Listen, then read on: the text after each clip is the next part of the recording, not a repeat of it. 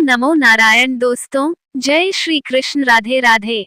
ओम नमो भगवते वासुदेवाय नमः। जय लक्ष्मी माता, जय तुलसी माता। दोस्तों, आपको और आपके पूरे परिवार को प्रबोधिनी एकादशी को हार्दिक शुभकामनाएं। दोस्तों, आज के दिन क्या करें और क्या ना करें, पहले जानिए फिर कथा सुनाएंगे। 3 पौराणिक कथा। दोस्तों, आज के दिन यानी देव प्रबोधिनी एकादशी पर चावल का सेवन करने से बचना चाहिए। बताया जाता है कि एकादशी के दिन चावल खाने वाला व्यक्ति अगले जन्म में रेंगने वाले जीव की योनि में जन्म लेता है।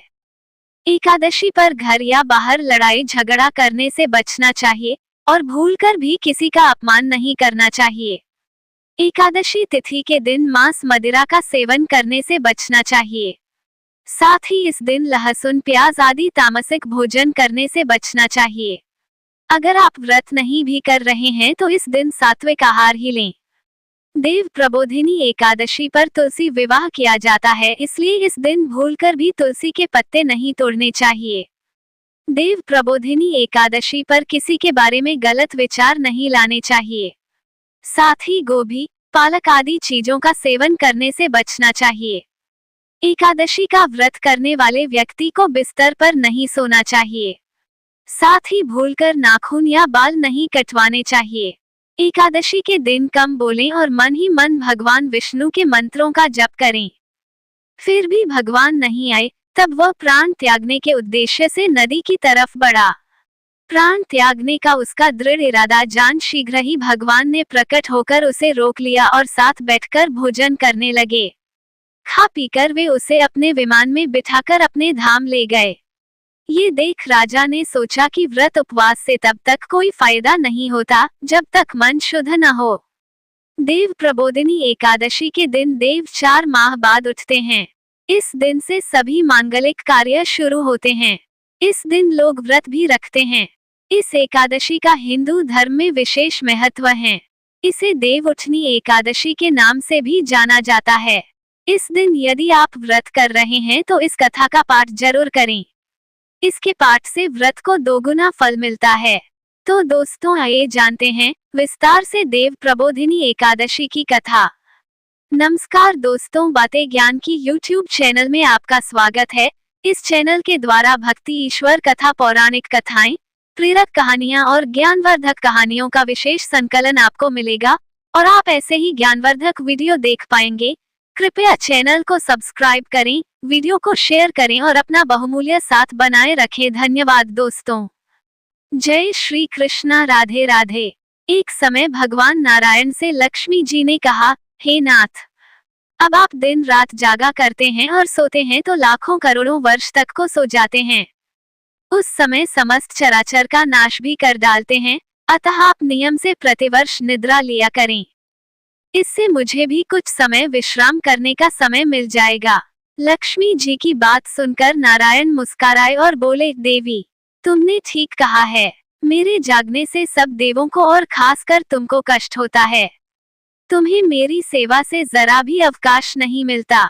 इसलिए तुम्हारे कथनानुसार आज से मैं प्रति वर्ष 4 मास वर्षा ऋतु में शयन किया करूंगा। उस समय तुमको और देवगणों को अवकाश होगा। मेरी यह निद्रा अल्प निद्रा और प्रलयकालीन महानिद्रा कहलाएगी। यह मेरी अल्प निद्रा मेरे भक्तों को परम मंगलकारी, उत्सवप्रद तथा पुण्यवर्धक होगी।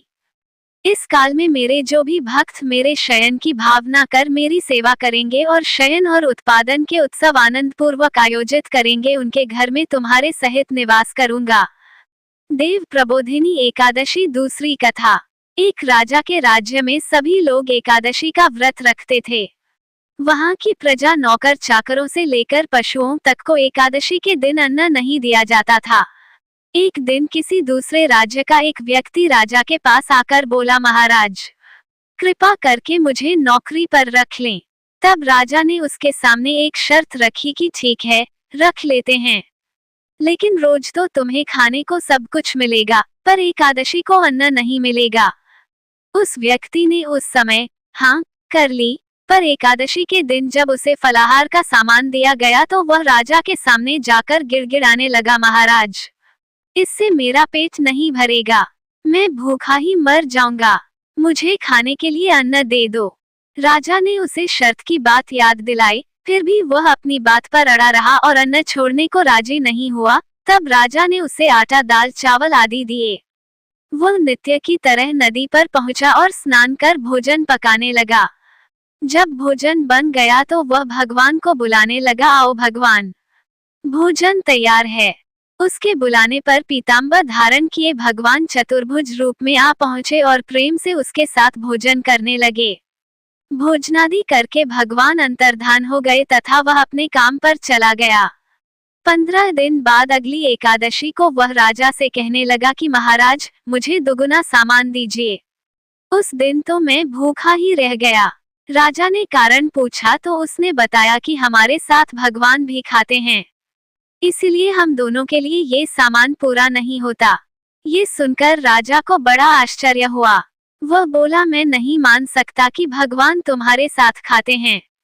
मैं तो इतना व्रत रखता हूँ, पूजा करता हूँ, पर भगवान ने मुझे कभी दर्शन नहीं दिए।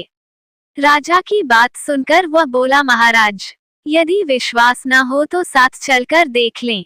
राजा एक पेड़ के पीछे छिपकर बैठ गया। उस व्यक्ति ने हर रोज की तरह भोजन बनाया और भगवान को शाम तक पुकारता रहा, फिर भी भगवान न आए। अंत में उसने कहा, हे भगवान, यदि आप नहीं आए तो मैं नदी में कूदकर प्राण त्याग दूंगा। फिर भी भगवान नहीं आए। तब वह प्राण त्यागने के उद्देश्य से नदी की तरफ बढ़ा। प्राण त्यागने का उसका दृढ़ इरादा जान शीघ्र ही भगवान ने प्रकट होकर उसे रोक लिया और साथ बैठकर भोजन करने लगे। खा पीकर वे उसे अपने विमान में बिठाकर अपने धाम ले गए। ये देख राजा ने सोचा कि व्रत उपवास से तब तक कोई फायदा नहीं होता जब तक मन शुद्ध न हो। इससे राजा को ज्ञान मिला। वह भी मन से व्रत उपवास करने लगा और अंत में स्वर्ग को प्राप्त हुआ। देव प्रबोधिनी एकदशी की तीसरी कथा। एक नगर में एक राजा था। उसके राज्य में सभी लोग बहुत सुखी थे। उस नगर में एकादशी को कोई भी अन्न नहीं बेचता और न ही कोई अन्न पकाता था। सभी फलाहार करते थे। एक बार भगवान ने राजा की परीक्षा लेनी चाहिए। भगवान ने एक सुंदरी का रूप धारण किया तथा सड़क पर बैठ गए। तभी राजा उधर से निकला और सुंदरी को देख चकित रह गया। उसने पूछा, हे सुंदरी, तुम कौन हो और इस तरह यहाँ क्यों बैठी हो? तब सुंदर स्त्री बने भगवान बोले, मैं निराश्रिता हूँ। नगर में मेरा कोई जाना पहचाना नहीं है, किससे सहायता मांगी? राजा उसके रूप पर मोहित हो गया था। वह बोला, तुम मेरे महल में चलकर मेरी रानी बनकर रहो। सुंदरी बोली, मैं तुम्हारी बात मानूंगी, पर तुम्हें राज्य का अधिकार मुझे सौंपना होगा। राज्य पर मेरा पूर्ण अधिकार होगा। मैं जो भी बनाऊंगी तुम्हें खाना होगा। राजा उसके रूप पर मोहित था, अतः उसकी सभी शर्तें स्वीकार कर लीं। अगले दिन एकादशी थी। रानी ने हुक्म दिया कि बाजारों में अन्य दिनों की तरह अन्न बेचा जाए। उसने घर में मांस, मछली आदि पकवाए और परोसकर राजा से खाने के लिए कहा। ये देखकर राजा बोला, रानी, आज एकादशी है, मैं तो केवल फलाहार ही करूंगा। तब रानी ने शर्त की याद दिलाई और बोली, या तो खाना खाओ, नहीं तो मैं बड़े राजकुमार का सिर काट दूंगी। राजा ने अपनी स्थिति बड़ी रानी से कही तो बड़ी रानी बोली, महाराज, धर्म न छोड़ें, बड़े राजकुमार का सिर दे दें। पुत्र तो फिर मिल जाएगा, पर धर्म नहीं मिलेगा। इसी दौरान बड़ा राजकुमार खेल कर आ गया। माँ की आंखों में आंसू देखकर वह रोने का कारण पूछने लगा तो माँ ने उसे सारी बात बता दी। तब वह बोला, मैं अपना सिर देने के लिए तैयार हूँ। पिताजी के धर्म की रक्षा होगी, जरूर होगी। राजा दुखी मन से राजकुमार का सिर देने को तैयार हुआ तो रानी के रूप से भगवान विष्णु ने प्रकट होकर असली बात बताई। राजन, तुम इस कठिन परीक्षा में पास हुए।